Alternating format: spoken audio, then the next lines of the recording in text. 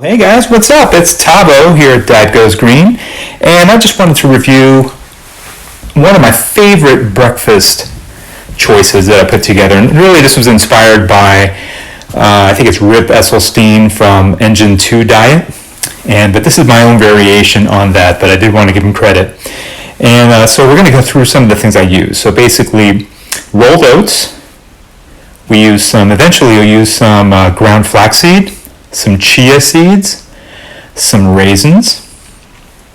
We're going to use a container, BPA free if you can, a spoon, a 1 teaspoon measuring spoon, I guess, or measuring, not really measuring cup, but measuring spoon, some ground nutmeg, some ground cinnamon, some vanilla extract, and then just some clean, fresh water and a 1 cup measuring cup. So I'll put the flax seeds aside for now, because those will be after this is all done. So we're going to start off here with the container. And I usually prepare this for like a day or two, and I make this amount for my wife and I to share. So what I do is I start off with about 2 cups of the rolled oats, and I just put them in the container here like so. Super easy recipe, and really I've just grown to love these overnight oats so much, just because you could do a lot with them. They're so healthy, so good for you, so much fiber. And then I take the chia seeds, and I'm going to do 4 teaspoons of chia seeds. And so that's 1, that's 2, that's 3, and then we'll do 4 here. And these are whole. You can grind them up in a little coffee grinder if you'd like. Those are actually better. So there's your 4 teaspoons of chia seeds. These are just whole, and they do a great job. They taste great, add some protein. Then we're going to add some water to the oats and chia seed mixture. There's 1 cup.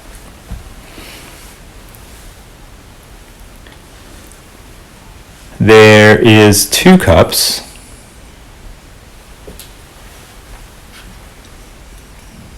And then finally, we're going to end up with 3 cups right here. And so what I like to do is right off the bat, I just like to mix this up nice and smoothly, because if you let that sit for too long and you haven't kind of dispersed the chia seeds, then you can get a little bit of clumping in the chia seeds, and that's not good eats, like Alton Brown would say. It kind of it lessens the experience a little bit. I'm kind of a food perfectionist when it comes to some of this stuff, so I like to just make sure that they're distributed nicely. So I'll spend a few seconds just kind of stirring this in. The other thing is kind of satisfying too.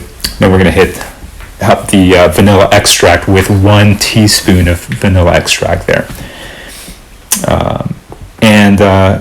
It's just satisfying the way the oats kind of produce their own creamy milk-like consistency when you stir it up, and so I kind of enjoy putting this thing together. So just 1 teaspoon of the vanilla extract.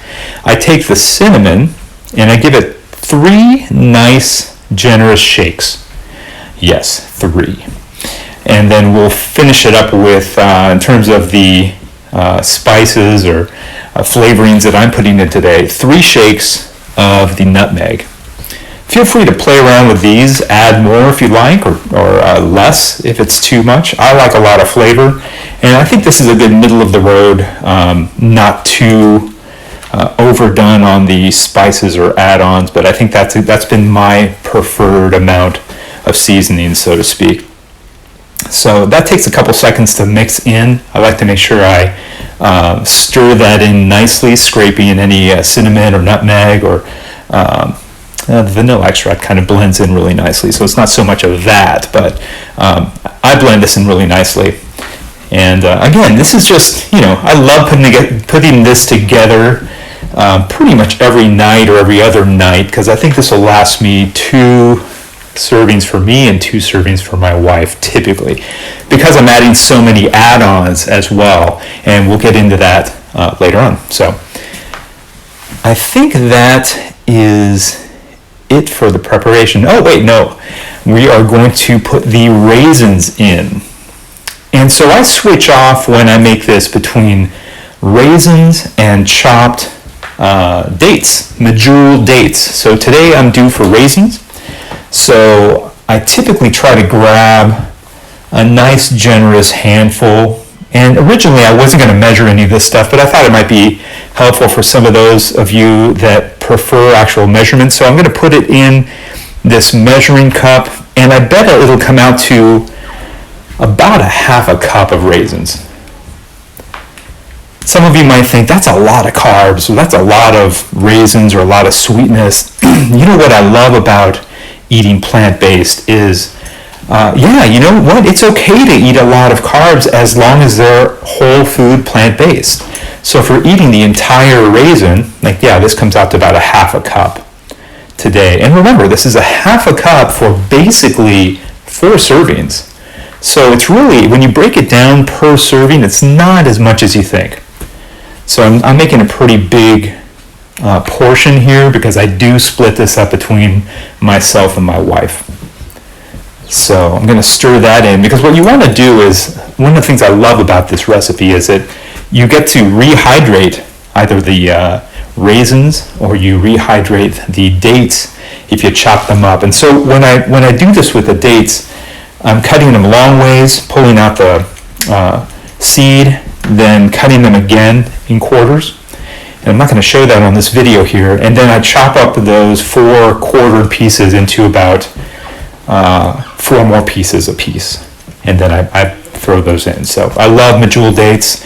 Big thumbs up right there. And again, I switch off between batches between raisins and dates just so it doesn't get monotonous. Stir that up a little bit just to make sure all the raisins get hydrated properly. And then I'm going to reach in, grab some walnuts, and show you which ones I use. I buy all this stuff in bulk for the most part because I literally eat this every day and I love it. And you can make some variations of this. I'll add some notes to the post just to give you some other ideas. You could add shredded carrots. When I finally serve this, what I do is I cut a banana in half, and I'll dice that up. I'll cut that long ways to make 4 quarters per half, and then I chop that up to make little segments and put that in there. In addition to that, I'll also grab a small handful of frozen blueberries and put that on top. So you've got the sweetness of the raisins, the sweetness of the dates, either one. You've got the banana in there, and then I even put in blueberry, and there you've knocked out like 3 servings of fruit in one meal, and it's fantastic. Nobody can complain that this isn't sweet enough. It just ends up being really phenomenal. So I'll cover that up, stick that in the fridge, and it doesn't even take a whole night for this to be ready. Like sometimes if I had forgotten to make this, I will literally put that together in the morning when I get back from the gym about 6 a.m. And if I'm working from home that day, that might be ready by 9 o'clock, 8 or 9 o'clock. So even in just a few short hours, you can have breakfast ready with this overnight oat method. So check it out.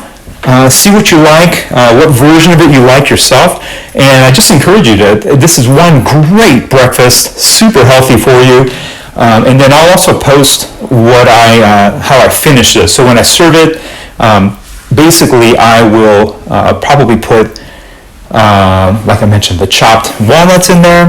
I'll put a tablespoon of ground flaxseed on top of that.